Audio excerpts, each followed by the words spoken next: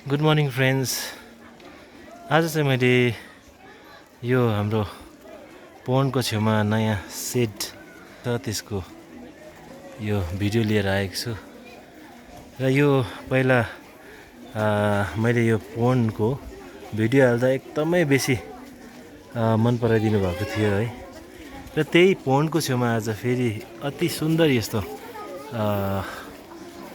बाँसले बनेको काठले बनेको है यो सेट आएको छ, जहाँ चाहिँ हामीले रेस्ट गर्न सक्छौँ, हामीले यहाँ म्युजिकहरू गर्न सक्छौँ, यहाँ हरेक कुरा गर्न सक्छौँ। अब फ्री टाइममा यहाँ बस्न सक्छौँ।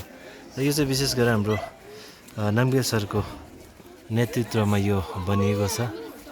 र यहाँबाट सिँढी गएर है यसरी हामी चढ्छौँ। र यहाँ चाहिँ काठको यस्तो लगाएर एकदमै सुन्दर है डिजाइन गरेको छ। र यहाँनिर बस्ने मुढाकै है एकदम नेचुरल देख्ने यहाँ बनाएको छौँ।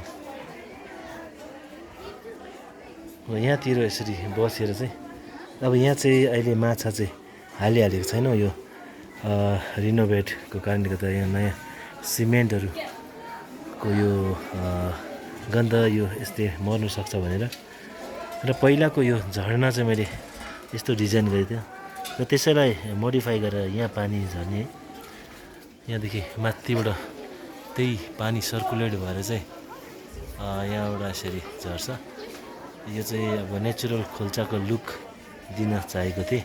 र यसलाई यहाँबाट चाहिँ अब पानी सट्ट यहाँ डिसअपियर हुन्छ, त्यहाँदेखि चाहिँ यो मुनि गएर फेरि यहाँबाट चाहिँ पानी निक्लिने ठाउँ बनाइएको छ।